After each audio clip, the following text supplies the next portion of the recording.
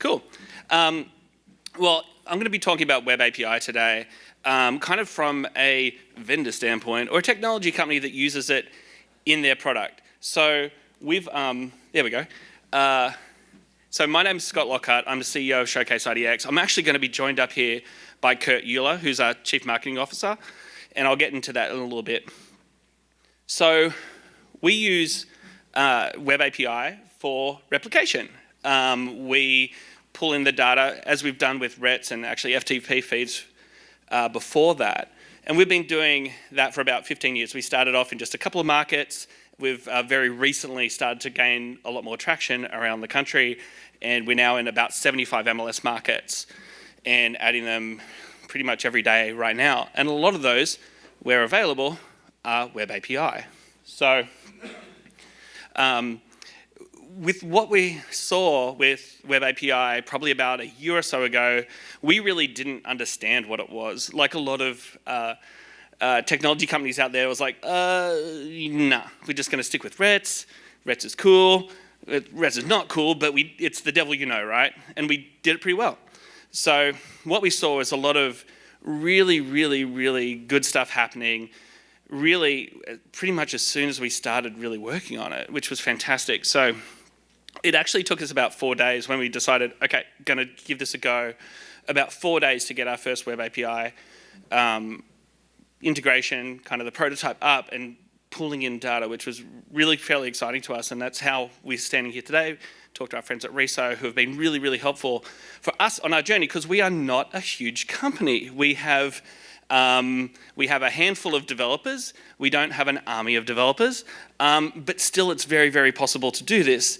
And what we've found in doing this and going on the replication standpoint is that the Web API has just made it a lot more efficient for us to do data handling in so many different cases. So I'm going to go into that a little bit.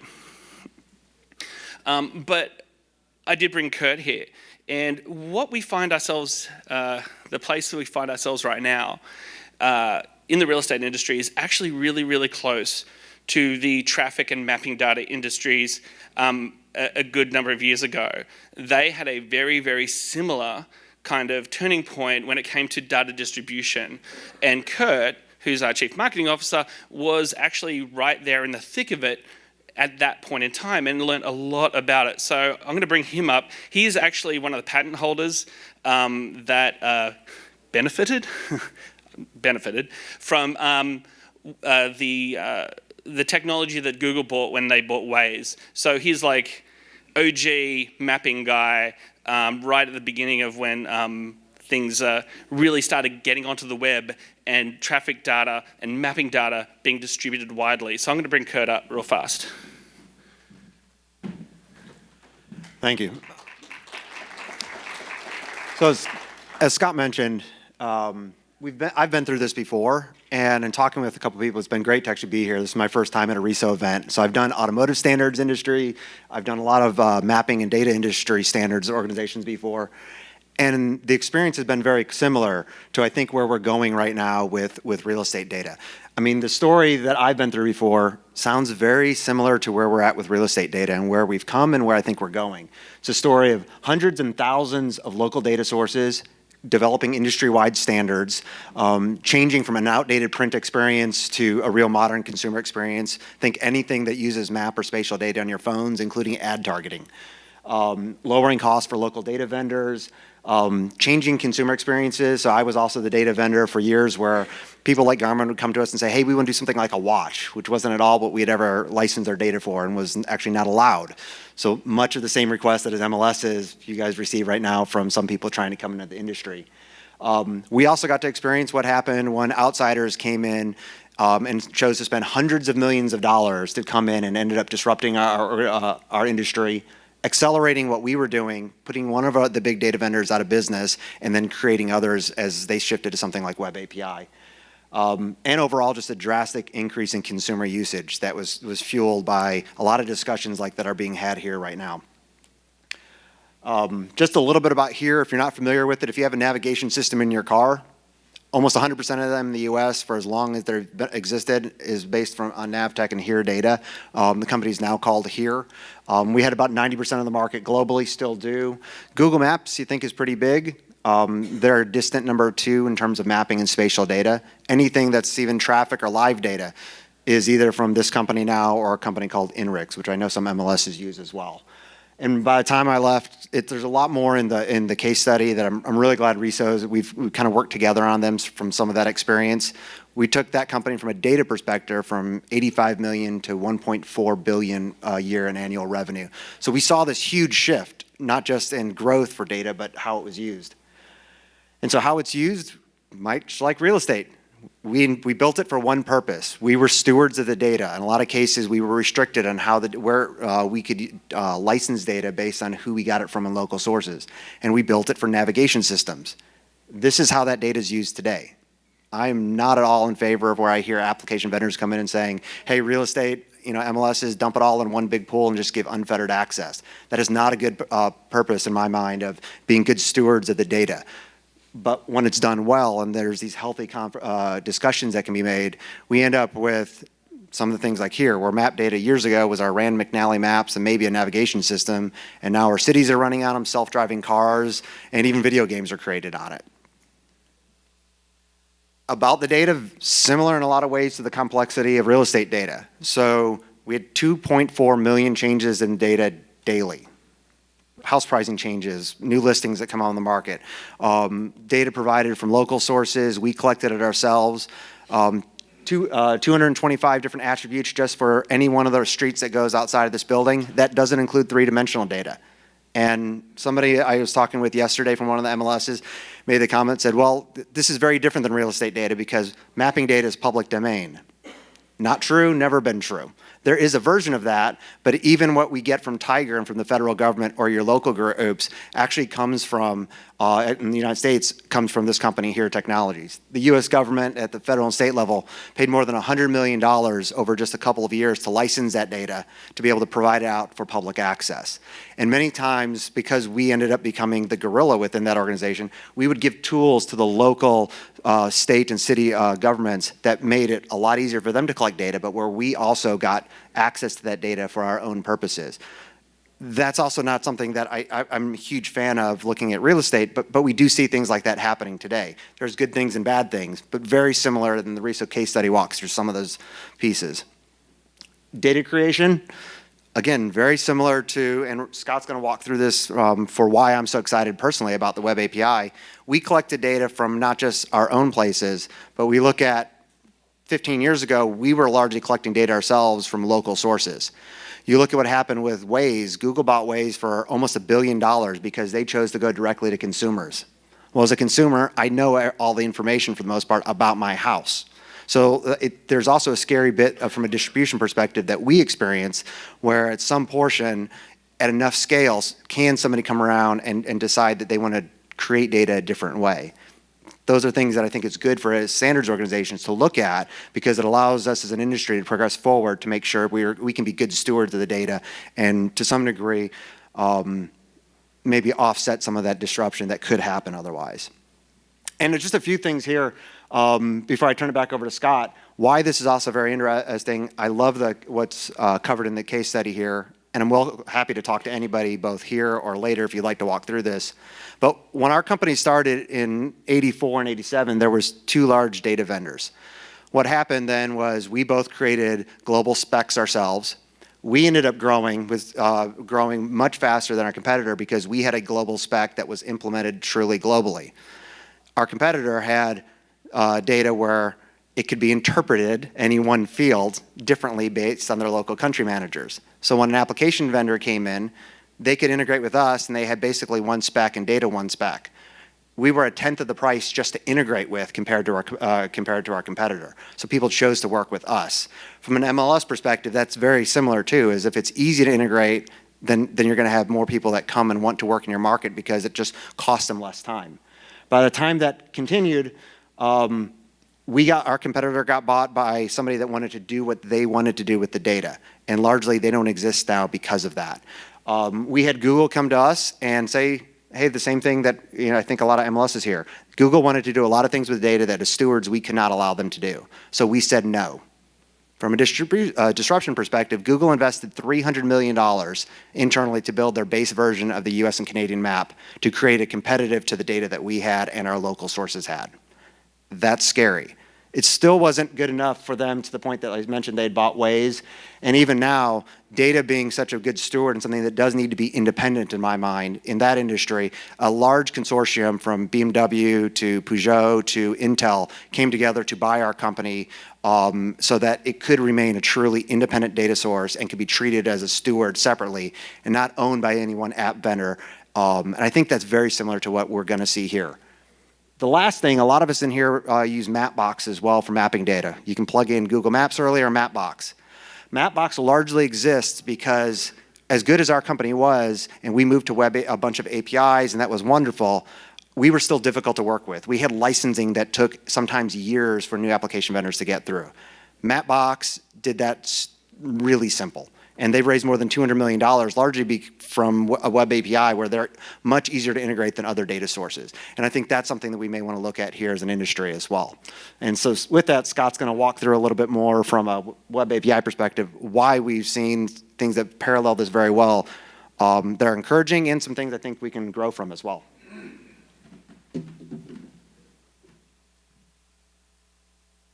Good stuff. Okay. So what I'm going to do is kind of give you guys a bit of insight into kind of what our first impressions of Web API were. And this is being very real. So definitely come and have a chat afterwards. We've worked with some really, really amazing people through this. And that's actually one of the biggest takeaways that we've had through this. So really when we're looking at Web API, compared to RETS, the documentation is so much better. Could still use a bit of work in places, but overall much better. There's been a very specific and very intentional approach to getting documentation that pretty much any developer, because it's a very familiar interface, can actually use and actually kind of work with. I think when comparing it to RETS, obviously, probably because of the familiarity and the way you can handle the data in a different way, it's a much better option than RETS. And I think what's really great about that is that we can bring in developers that are contract. We can bring in people who are not familiar with or have to go through the ramp-up time of learning what RETS is to do work and get it done a lot faster.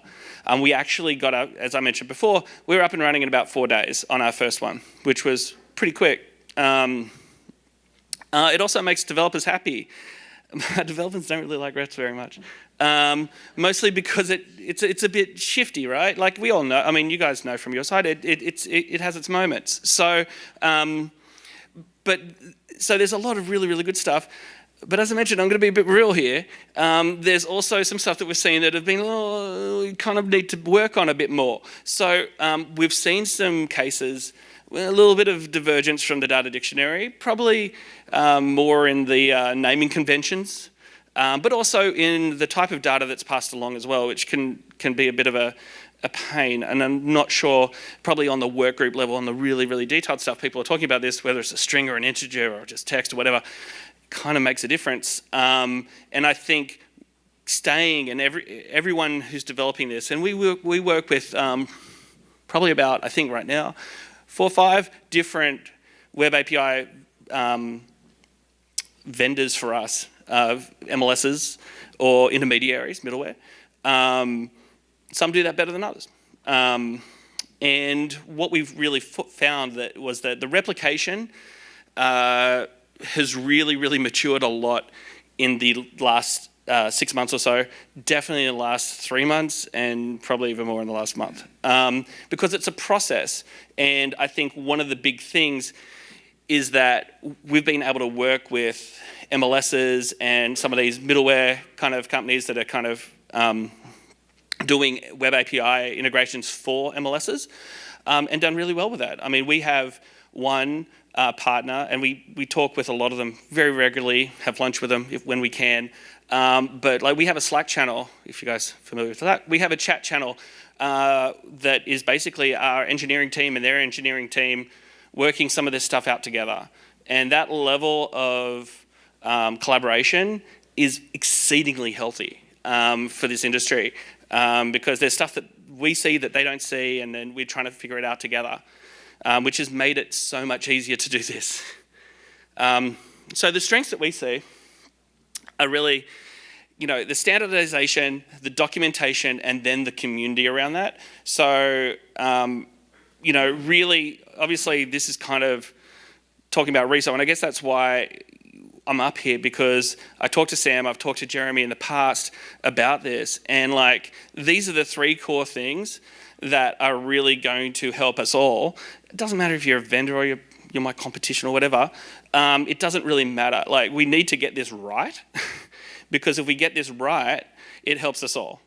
Doesn't matter if you're an MLS or us, it just helps everyone because we want collectively less data headaches, and we want to be able to do more with it, whether it's monetizing on the MLS side or providing more services and benefits to your members, or from the technology side, really innovating and doing really, really interesting things that we haven't been able to do before, just because the data hasn't been in a format that we can really do those things and be able to kind of think differently about how we can use that information.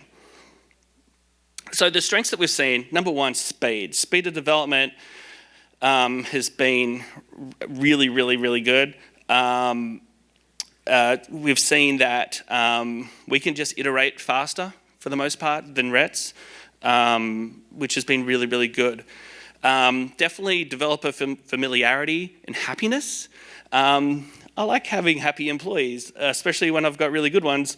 I want to keep them happy, and they've really been into what we've been able to do with Web API way more than RETS. They kind of never really liked that much. It gives us flexibility because it's a RESTful API. We get a lot of flexibility in the way that we kind of do the ETL process, basically take data, bring it in, take it out. It also, I don't know why I put it as less processor intensive, it's cheaper.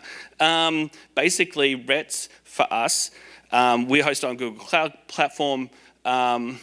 At any given time, we have probably a couple of thousand workers or servers running through MLS data, typically doing about, 10, 20,000 operations a minute, or processing that many listings a minute.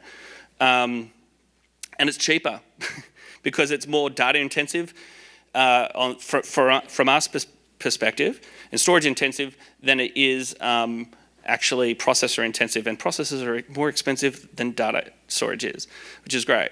There's also an active developer community. I mean, I've reached out to people and it's not to say there's not been hiccups, like we've had to figure some stuff out, but working with the I call them vendors, but you would just call them MLSs or middleware. Working with those people, it's been really, really healthy and really, really good. And we've worked with some of the people would consider our competition. But at some point, we just have to do this right. And it's been great because our team's been really, really empowered to do that well. And then, of course, the improved documentation. Documentation for RETS, there's a couple of MLSs that do it really, really well, and pretty much people have kind of used those to kind of try and figure it out. But in general, the documentation on how to set up a RETS feed has been not great just out in the world. Especially for people who are not used to RETS or even exposed to what RESO is or anything like that. But the documentation for the Web API stuff has been far more thorough and really, really excellent so far, and it's still getting better and probably going to get a lot better after this week. So there's one thing that I need to kind of put out there too, is that it's not RETS. So like the way that I think some of the platforms for Web API have been set up have been closer to a RETS style experience, but using a web API. And then some of them have been kind of a new experience that is a lot more closer to a kind of a traditional API experience. So with that, we've seen from our side of things some larger data sets, which means basically we're having to pull down a lot more data because we've not been able to necessarily filter. So with RETS, you can be very specific about what you want to get. On some of the web APIs so far, we've seen some limitations there. Also, connection limitations. That is always a thing. I know for the MLSs in this crowd, you hate it when people just bash away at you.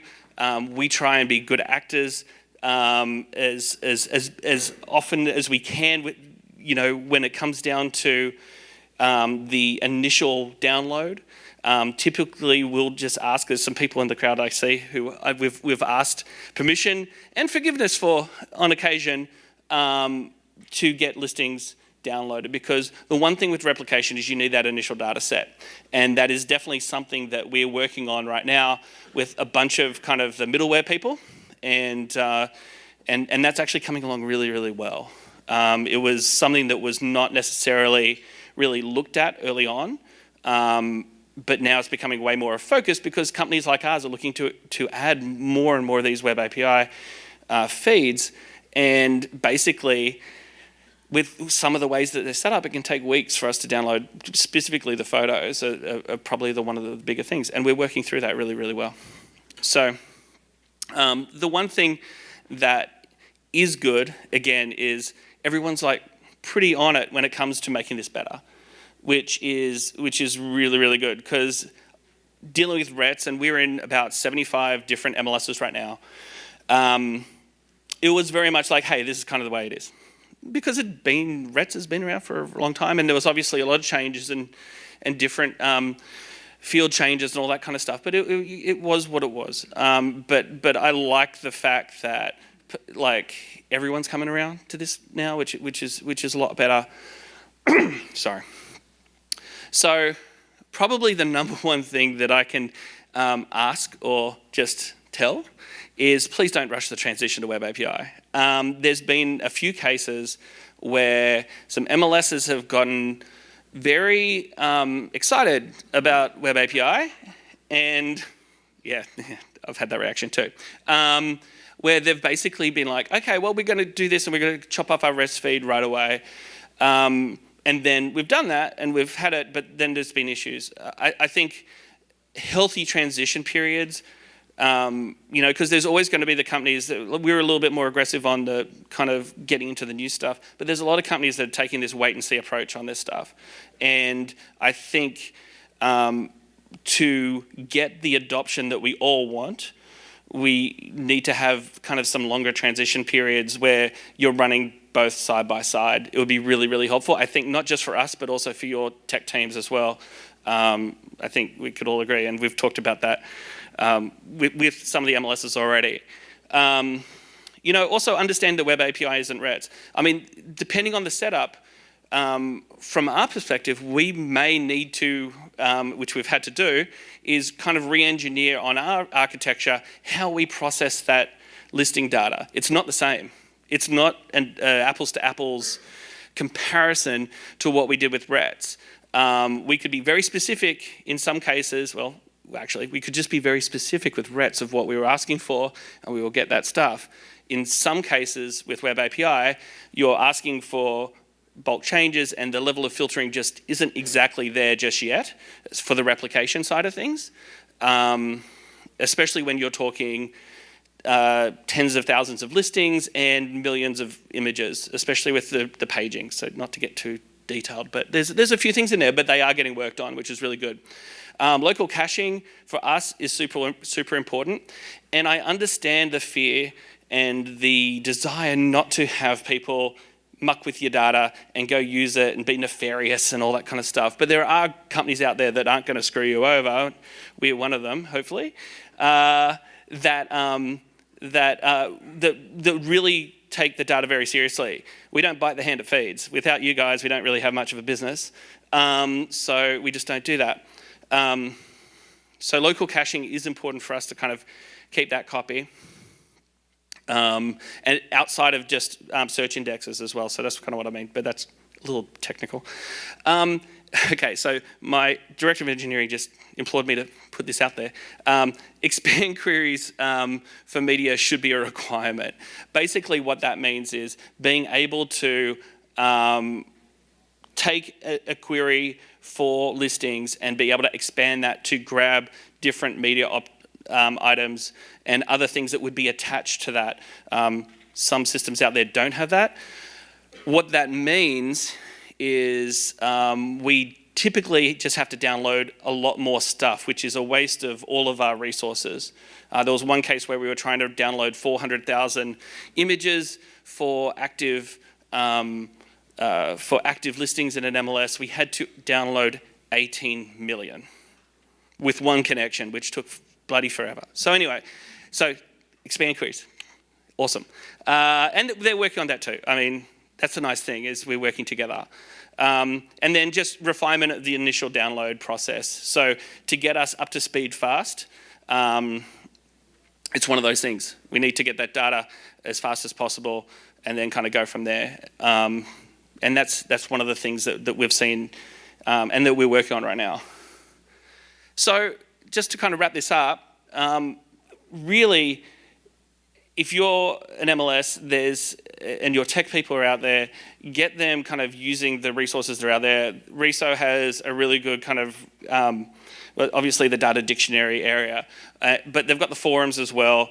I think they're quite active. There's also a GitHub forum, which GitHub might not mean a lot to some people in here, but your developers will definitely know what that is. And then also contribute, so we're trying to give back as much as possible. And really be open about it. There's a lot of fear out there, I think, on all sides. Oh, someone's going to get the data, or someone's going to copy what we do. Good for them. What we do collectively here is very hard. This is not an easy business to be in on the MLS side or on our side. And good luck to them. So what we want to do is support the people who are doing stuff, and I think a healthy industry has people contributing to it in that way, and in that, I think that's why RESO is pretty important. I'm glad that you guys are all here. So I'm going to be here. I'm actually, I think, not that sick anymore, so I'm going to be bopping around today and tomorrow morning. I've been sanitizing my right hand, so if I shake your hand, it's been sanitized pretty much constantly. I'll be coughing over this side. But thank you very much. I'm Scott, so just come up and say hi. That was Kurt, and thank you very, very much.